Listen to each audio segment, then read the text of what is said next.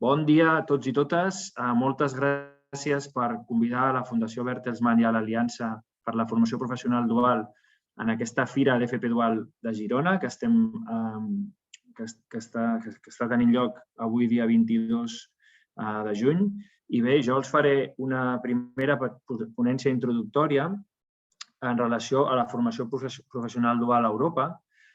Com veuen vostès, l'he anomenat en què ens assemblem i en què som diferents.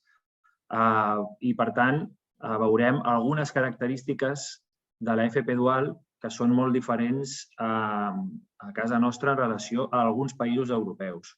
Abans de continuar amb aquesta exposició, dir-los que he seleccionat 3, 4, 5 països, però que aquests programes d'FP Dual o d'apprenticeship, com es diuen en anglès, es fan a molts països i tenen característiques diferents. I, per tant, el que farem sobretot és comparar aquells països que tenen uns sistemes de formació professional dual més basats en les empreses amb el nostre sistema d'FP Dual, que continua sent, com veurem també en aquesta ponència, un sistema escolar. Si passem la diapositiva i ja comencem a entrar en matèria, primer hauríem de saber una mica de què estem parlant quan parlem d'FP Dual. Com vostès saben, a la Unió Europea tenim un centre de recerca per la formació professional que està ubicat a la ciutat de Tessalònica, a Grècia, es diu CEDEFOP, i allà en el CEDEFOP, que són una mica els que creen el corpus de coneixement en la formació professional dual, allà han fet una definició d'apprenticeship, d'FP Dual, que diu el següent, la llegiré. És un programa formatiu i sistemàtic de durada perllongada que alterna períodes en un lloc de treball amb altres en un centre educatiu o formatiu. L'aprenent està vinculat contractualment amb el centre de treball i percep una remuneració, un salari o una compensació. El centre de treball o l'ocupador assumeixen la responsabilitat d'impartir a l'aprenent una formació conduent a una professió específica.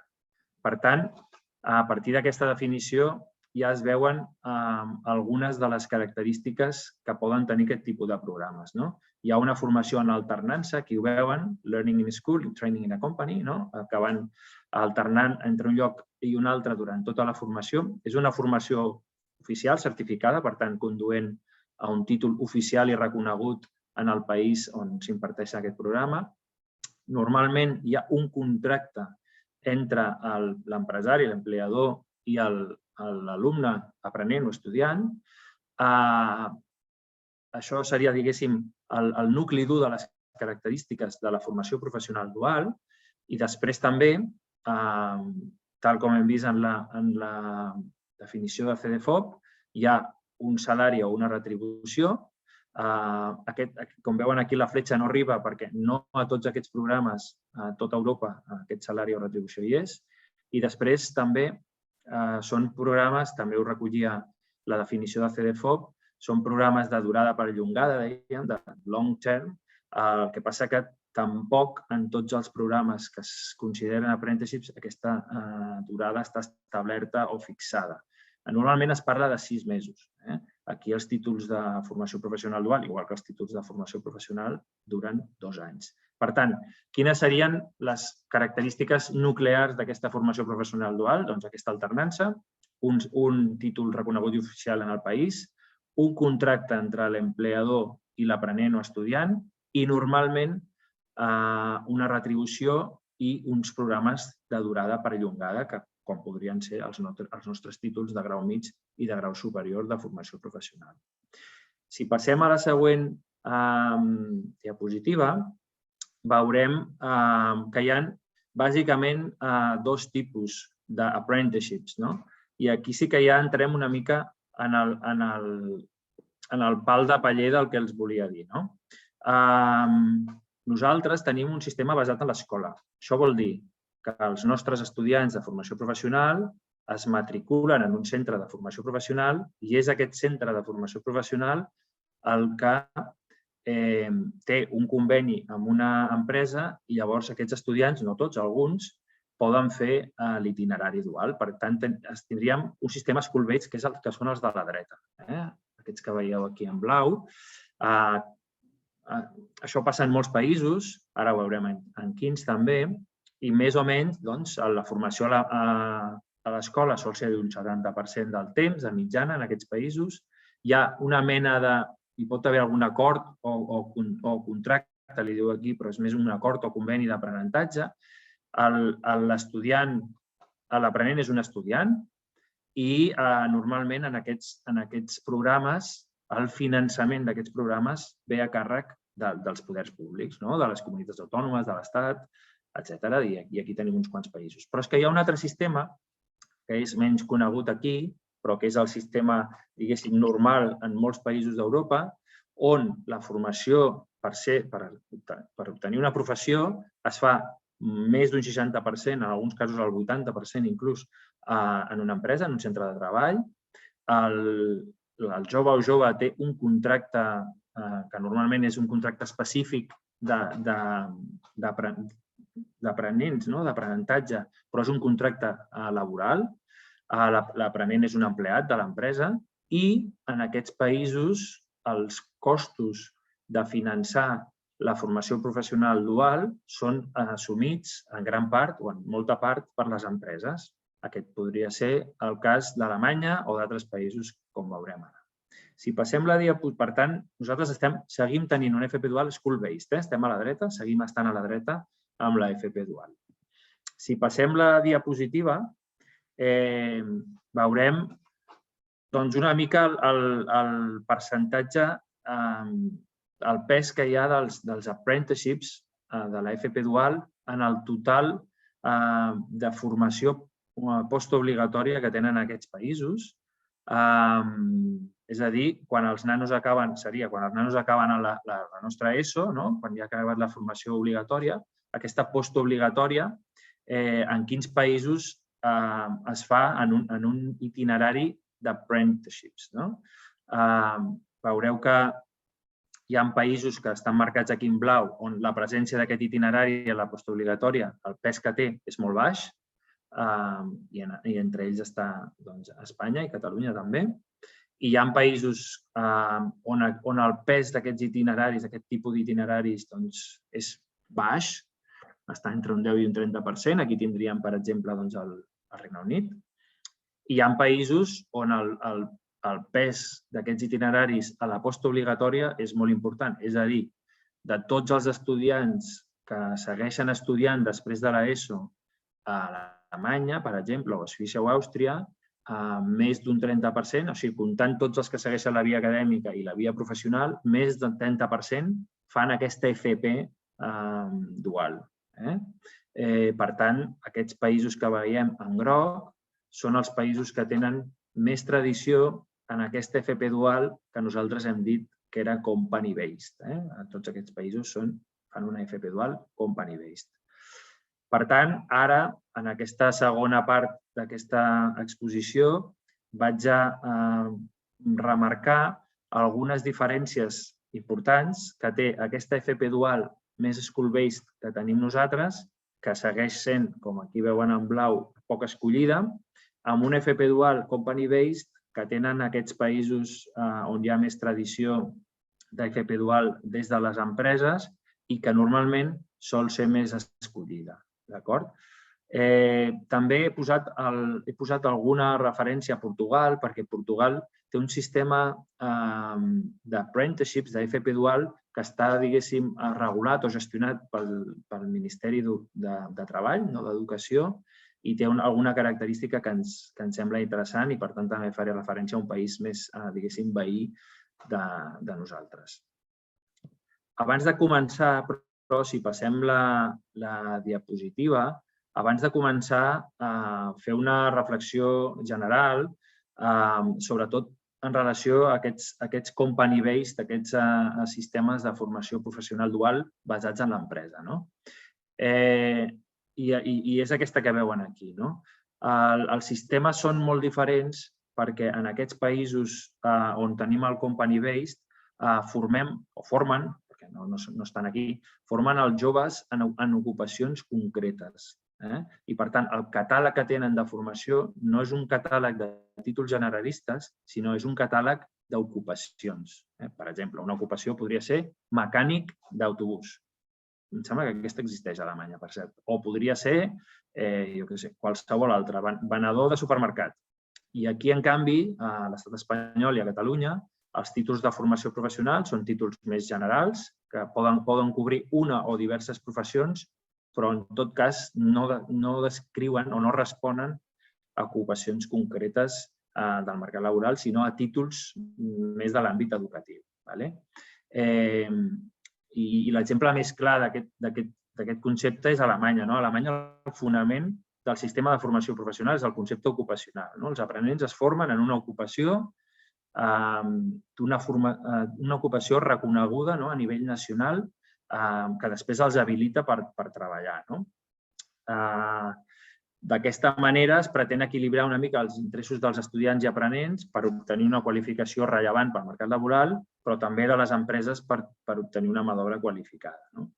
Per tant, aquesta és una primera gran diferència que jo volia assenyalar aquí entre la formació professional dual que tenim a l'estat espanyol, company-based, amb títols generalistes, amb aquesta school-based, a l'estat espanyol, school-based amb títols generalistes, amb aquesta formació professional dual que tenim en altres països, amb tradició company-based, on el que és important és que es forma en ocupacions concretes. I ara passaré a detallar algunes característiques diferencials també entre aquesta formació professional dual nostra i la que tenim en aquest tipus de països. I, per tant, si passo la diapositiva, veurem una primera gran diferència. I fa referència al vincle. Veiem aquí aquests nusos o aquesta idea del vincle. I llavors aquesta idea del vincle, en aquests països amb més tradició, normalment hi ha un contracte específic pels aprenents, que és un contracte laboral, però és específic, que regula les condicions d'aprenentatge com les condicions laborals. Per exemple, als Països Baixos hi ha un contracte entre l'escola, l'aprenent i l'empresari, és un contracte laboral temporal i estableix les condicions laborals i d'aprenentatge, i els aprenents són empleats però en condicions específiques. En condicions específiques, i això es reflecteix en la inclusió de qüestions específiques com ara els costos del material d'aprenentatge o el requisit d'oferir un contracte indefinit si l'aprenent roman a l'empresa després de finalitzar amb l'èxit l'aprenentatge. Per exemple, a Dinamarca, els aprenents, que també tenen contracte específic, aquí no l'he posat, els aprenents signen un contracte d'aprenentatge amb l'empresa i l'escola d'FP, l'escola, aprova i registra aquest contracte, però no signen. Per tant, aquí també una altra diferència del que fan les escoles que registren aquests contractes.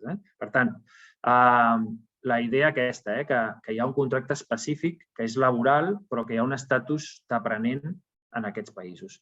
A l'estat espanyol, a Espanya, el desplegament de l'FP dual del sistema educatiu tenim tres possibilitats segons les comunitats autònomes, i aquí entraríem perquè hi ha molta diversitat i ara no hi puc entrar, però hi ha un gruix d'estudiants que tenen simplement un conveni, com el conveni de les pràctiques de l'FCT entre l'empresa i l'estudiant. Hi ha un gruix de comunitats on l'estudiant és un becari, per tant té alta la seguretat social i retribució, i hi ha alguna comunitat on tenim presència del contracte laboral, perquè tant aquí ens semblaríem més a Suïssa, Alemanya, Holanda, Dinamarca, tot i que no és un contracte específic, però el contracte laboral, l'ús del contracte laboral per la FP dual del sistema educatiu és, diguéssim, marginal o baix a l'estat espanyol. Per tant, aquí, primera diferència, contractes específics en uns països i una mica de tot a l'estat espanyol. Si passem a la següent diapositiva, aquesta fa referència al seguiment dels alumnes un cop estan a les empreses. No hi entraré molt perquè no vaig gairebé de temps, però bàsicament remarcar només que a Alemanya i Suïssa el seguiment de l'escola no hi és pràcticament. L'escola de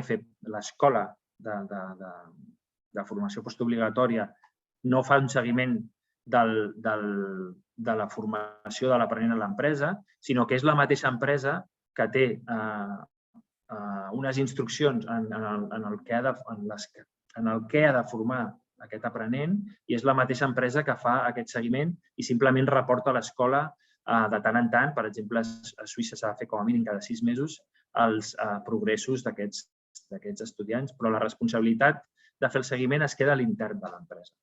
En canvi, a Espanya el seguiment està sobretot focalitzat en la relació entre el tutor del centre educatiu i el tutor de l'empresa. El tutor del centre educatiu ajuda a les empreses a fer aquest programa de formació i, per tant, també ajuda a les empreses a fer el seguiment de com s'està desenvolupant l'alumne en l'empresa. I per què hi ha aquesta diferència? Doncs aquesta diferència hi és perquè tant a Alemanya com a Suïssa i, curiosament, també a Portugal, es fa un examen final de la professió un cop s'acaba la formació professional. És a dir, en aquests països no cal, d'alguna forma, fer tant seguiment de com va evolucionant l'aprenent, el noi o noia, perquè al final s'organitza un examen que, per cert, és a nivell federal i és igual per a tots els estudiants, on aquests han de mostrar les seves competències en una professió concreta i, per tant, diguéssim que les empreses que no ho fan bé, que no ho formen bé, queden marcades perquè els seus aprenents, diguéssim, suspenen o no passen bé aquesta prova i, per tant, són empreses que no són, diguéssim, desitjables per continuar formant. És a dir, l'examen substitueix una miqueta els esforços de seguiment que fem des de les escoles d'FP a l'estat espanyol i a Catalunya i que també es fan a altres països com Holanda. Holanda no té l'examen aquest final i, per tant, també és l'escola d'FP la que fa el seguiment de l'estudiant i també a Dinamarca. El seguiment dels aprenents el fa l'escola d'FP. Per tant, aquí el més singular seria aquests països que fan un examen final de la FP dual, on es mostra les competències en la professió. Molt bé, si passem la diapositiva, veurem també el tema dels tutors d'empresa. El tutor és la persona, tutor i formador, són les persones que possibiliten que hi hagi aprenentatge en l'intern d'una empresa i, per tant, són una figura clau a l'FP dual de qualsevol país, també a l'FP dual que estem fent a Catalunya. I quines situacions tenen aquests tutors? Doncs diverses, un altre cop, però sí que hi ha 3 països on hi ha un esforç perquè aquests tutors siguin acreditats i formats. Són Holanda, Alemanya i Suïssa. En el cas holandès, els tutors d'empresa d'FP dual són acreditats en base a requisits de perfil professional i d'experiència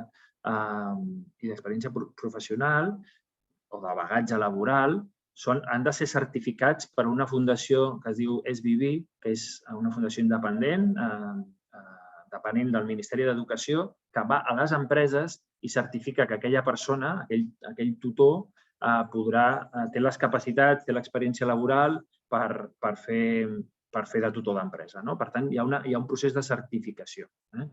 Per exemple, ha de tenir qualificacions com a mínim del mateix nivell pel qual ha estat supervisant l'aprenentatge, ha de tenir habilitats pedagògiques i altres. En alguns sectors, inclús a Holanda, hi ha requisits extres per aquests tutors. Per exemple, en alguns sectors, com l'alimentació o l'agricultura, els demanen anys d'experiència en la professió que volen ensenyar. Per tant, seria aquest, el cas holandès, acreditació per part d'una agència independent. En el cas d'Alemanya, a part d'Alemanya i de Suïssa, aquesta acreditació que hi és, a part de requisits del perfil professional d'aquests tutors, que han de passar una formació obligatòria per poder ser acreditats. És a dir, un tutor d'empresa alemany passarà més d'unes 100 hores de formació, tindrà una acreditació, es miraran el seu bagatge professional i algun requisit més, però hi haurà un curs de formació. A Dinamarca i Portugal simplement hem observat alguns requisits en la formació l'acreditació dels tutors en la legislació, per tant no hi ha desenvolupament ni d'acreditació ni de formació obligatòria, com sí que hi ha a Alemanya i Suïssa. I a Espanya, en relació als tutors d'empresa i l'FP dual, el que tenim són dues comunitats autònomes en les quals és obligatori la formació del tutor d'empresa en programes d'FP dual, que com són Aragó i Catalunya, i en la resta de comunitats autònomes aquesta formació del tutor d'empresa no és obligatòria, però sí que és veritat que hi ha hagut experiències de formació de tutors en gairebé totes les comunitats autònomes. N'hem tingut a Balears, al País Basc hi ha un programa de formació de tutors que en aquest cas gestiona Confebask, la patronal del País Basc, i hem tingut experiències i veiem experiències a Andalusia, en fi, a Canàries també. O sigui que en moltes comunitats autònomes, la majoria, hi ha hagut experiència de formació de tutors, però només és obligatori, diguéssim, més a l'Alemanya o a la Suïssa, aquesta formació del tutor en dues d'aquestes comunitats autònomes. Per tant, aquí tindríem una diferència també. Hi ha com més esforç en aquests països, almenys a Holanda, Alemanya i Suïssa, per acreditar i en alguns casos per formar aquests tutors d'empresa. Si passem la diapositiva, veurem també una mica el tema del temps de formació en empresa. He intentat explicar al principi que aquests països, la formació professional dual, sobretot a Alemanya, Suïssa, Holanda i Dinamarca, era una formació company-based, diguéssim. La professió s'adquireix sobretot o exclusivament a l'empresa o a les empreses, perquè a vegades roten entre empreses. I això fa, és a dir, per entendre'ns, un noi que fa FP dual a Alemanya, quan va a l'escola d'FP o a l'escola, no li ensenyen res de la professió, sinó que li ensenyen matemàtiques, el que sigui, assignatures transversals, però l'ofici s'aprèn a l'empresa. Això, aquesta diferència, condiciona o indica que el temps de l'empresa ha de ser superior en aquests apprenticeships company-based, com són tots aquests. I, per tant, el temps de formació en empresa és molt alt en tots aquests països. A Alemanya és més o menys el 70%, a Suïssa i Holanda és més del 60%, a Dinamarca fins i tot pot arribar al 80%. En canvi, els països que no són tan company-based, sinó que són school-based, com el nostre o Portugal, els temps de formació en empresa són molt més baixos. Per tant, aquí diria que hi ha una diferència en la qual la professió, bàsicament, s'adquireix a l'empresa en aquests sistemes i, en canvi, a Espanya, inclús en l'FP dual, la professió s'adquireix entre dos llocs, entre l'empresa i el centre educatiu, però amb un gran protagonisme també en la modalitat dual del centre educatiu. També, com a curiositat, a Dinamarca es gestiona l'FP dual mitjançant una cosa que es diuen National Trade Committees, que són, diguéssim, agrupacions d'empresaris i de sindicats a nivell sectorial, per sectors, i aquests Trade Committees són els que decideixen a nivell estatal les característiques que han de tenir els apprenticeships, l'FP dual a Dinamarca, la retribució, l'alternança, la formació de tutors, i també decideixen el temps en empresa. També com a anècdota o com a comentari, dir que a Dinamarca l'únic itinerari d'AFP que existeix és l'apprenticeship. És l'únic país que no té un doble itinerari, sinó que tots els nois i noies que volen estudiar formació professional després de la postobligatòria han de fer aquest apprenticeship que té aquest contracte específic, que té una durada dels 70-80 de formació en empresa. Molt bé, per tant, ja hem vist que en aquests sistemes company-based la durada en empresa és molt gran, perquè allà s'hi aprèn la professió, no s'aprèn a l'escola, com aquí. I, per tant, ara veurem alguna altra característica més diferent. Si passem la diapositiva, bé, aquí us he posat una mica el tema de l'alternança. Hem vist al principi que els apprenticeships de FP dual, una de les característiques nuclears és que és una formació en alternança. Vol dir que es va de l'escola a l'empresa, de l'empresa a l'escola, això està incardinat i s'aprofita l'aprenentatge en empresa per enriquir la formació a l'escola i viceversa. Normalment, la FP dual en aquests països sol alternar a dies o a setmanes, d'acord? Això vol dir a Suïssa, Alemanya i Holanda. Això vol dir que un estudiant d'FP dual suís passarà probablement un dia a l'escola i 4 a l'empresa, i a Alemanya també, i anirà fent així durant tota la durada de la formació professional, que allà són més llargues, són 3 anys i mig, i per tant anirà fent això en molts casos des del primer dia que comença la formació professional, però, per exemple, en professions molt complexes es poden arribar a passar 6 mesos a l'escola primer i després començar aquesta alternança a l'empresa. Llavors, a Espanya, una mica, la situació depèn molt de la... Abans d'Espanya.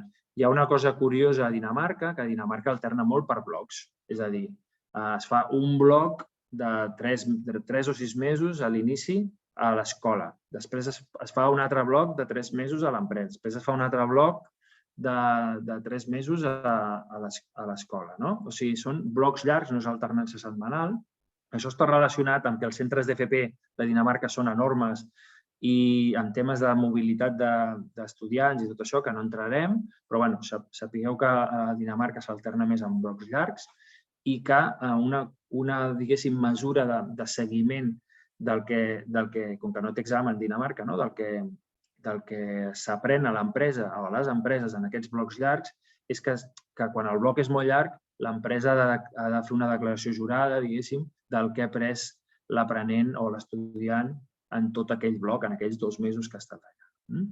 A Espanya trobem una mica de tot. En general, l'alternança és una alternança a períodes curts, setmanal, 2 dies a l'escola, 3 dies a l'empresa. Sol començar el primer curs, però el segon o tercer trimestre.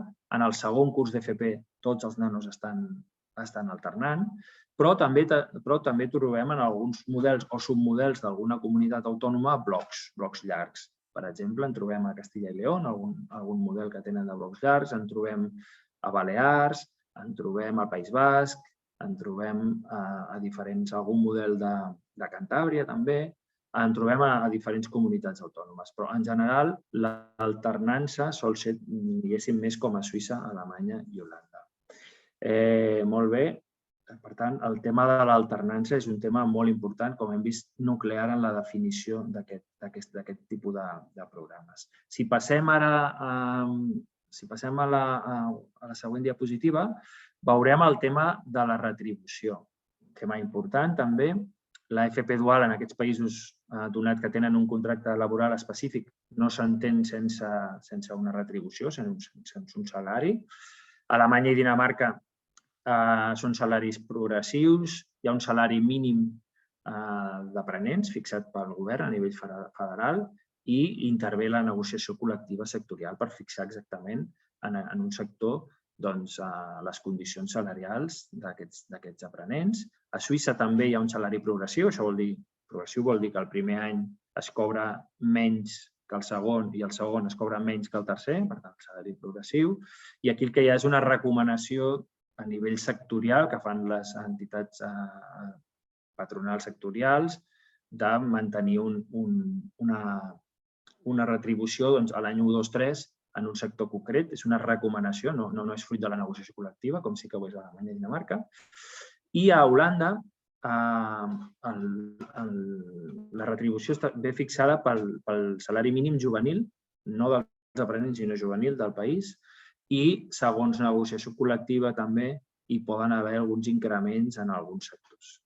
A Espanya la situació és molt diferent també perquè en alguns casos aquests alumnes que hem vist que tenien conveni no tenen cap tipus de retribució.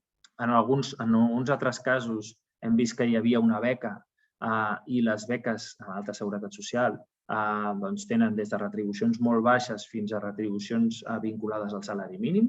Per exemple, a Euskadi es pot fer la beca pels alumnes d'FP dual, però han d'estar vinculada al salari mínim, també passa així a Aragó, però altres comunitats autònomes tenen retribucions molt allunyades del salari mínim en relació al temps efectiu d'estada en empresa. I, evidentment, aquelles comunitats on hi ha presència del contracte laboral, no sol ser el contracte de formació i aprenentatge, doncs aquesta retribució està vinculada a l'SMI i al salari mínim. Per tant, tenim una miqueta de tot, un altre cop a Espanya, però el que no tenim és aquesta presència de la negociació col·lectiva per sectors per fixar aquestes condicions i no acostumem a tenir tampoc, tot i que hi ha alguna comunitat autònoma que ara ho està introduint, un salari o una retribució, en aquest cas progressiva, en l'AFP dual.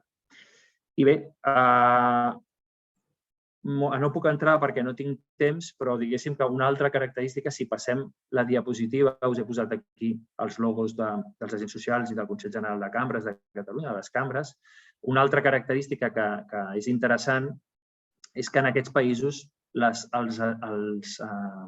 agents socials i les cambres de comerç, a part de tenir un rol institucional i de ser, diguéssim, en la major part d'ells, definidors del sistema i tenen a nivell de governança un nivell d'actors decisius i no consultius. A part d'això, és curiós veure com diguéssim, que tenen rols operatius aquestes institucions fora d'Espanya. I poso exemples. A Dinamarca, l'acreditació d'empreses que poden fer FP dual és una tasca sectorial d'empresaris i sindicats, per exemple. A Alemanya, les cambres de comerç acrediten a les empreses, organitzen l'examen final, aquest que hem parlat, fan el seguiment de les empreses que no ho fan bé i, per tant, són, diguéssim, les gestores de tota la part que toca a l'empresa. Per tant, tenen un rol molt destacat. A Suïssa, les organitzacions sectorials defineixen els continguts curriculars i organitzen l'examen final també dels suïssos. També intervenen en la formació de tutors, que és responsabilitat de les organitzacions patronals sectorials a Suïssa. I, per tant, veiem que aquestes entitats tenen més rols operatius que no pas rols institucionals. Això està començant a passar a l'estat espanyol també amb l'FP dual, tot i que estem bastant per darrere, sincerament, en aquest aspecte. Per exemple, tenim el cas de la Cambra de Comerç de Mallorca, que és cogestora del programa d'FP dual del sistema educatiu a les Illes Balears, o tenim el rol de Confebasc, que és un rol molt actiu. La patronal basca, per exemple, forma els instructors d'empresa en el País Basc. També tenim una bona implicació de la Federació Empresaris de la Rioja, que tenen punts d'informació de FP dual en les seves oficines, etc. Però sí que pensem que en relació a els rols operatius, evidentment intervenen en la difusió, en la prospecció d'empreses, etc. Però sí que pensem que encara hi ha camí per recórrer. I si passem a la següent diapositiva, i donat que estic accedint al temps que tenia assignat per fer aquesta ponència, entro en el capítol ràpidament de conclusions. Us he posat aquí una foto de l'import-export, com si els sistemes de formació professional es poguessin importar i exportar com aquell que importa o importa, jo què sé, un telèfon mòbil. I això, lamentablement o no lamentablement, no és així. Tot sistema de formació professional, dual o no dual, està arraigat en un territori, té les possibilitats que té la tradició que té, etc. Per tant, els sistemes no es poden importar, ni l'alemany, ni el suís, ni... Una altra cosa és que si volem un FP dual de qualitat, podem mirar quins elements són inspiradors pel nostre. I alguns dels que podríem importar, per exemple, l'acabo de mencionar, són els rols aquests operatius que fan les cambres de comerç, per exemple, i els agents socials. El tema de la formació de tutors, hem vist que hi ha un esforç més gran, com a mínims, a Alemanya i Suïssa. El tema de la retribució, el ben assentada que està, el tema aquest que és progressiva, és una cosa que tots els alumnes d'Espanya no tenen, molts no tenen retribució. El vincle amb un contracte específic és un tema molt interessant també. Aquests nois tenen un contracte laboral però és específic, tenen un estatus específic d'aprenents a les empreses i, per tant, sí que hi ha elements que seria molt interessants que ens hi poguéssim fixar i que els poguéssim importar per fer la nostra FP dual més bona. Perquè deixeu-me acabar dient que la FP dual, concretament la FP dual a Catalunya, ja és una FP dual de qualitat, és un FP dual que fa un esforç per tenir alguns elements d'aquests que hem dit i, per tant, ens hem d'emmirallar en aquests països, però per millorar, sempre tenint en compte que la nostra realitat és una altra i que també pot ser molt bona. I donat que m'he passat 5 minuts del temps que tenia assignat, els desitjo que aquesta Fira d'FP Dual de Girona sigui molt profitosa. Nosaltres estem encantats d'haver-hi col·laborat.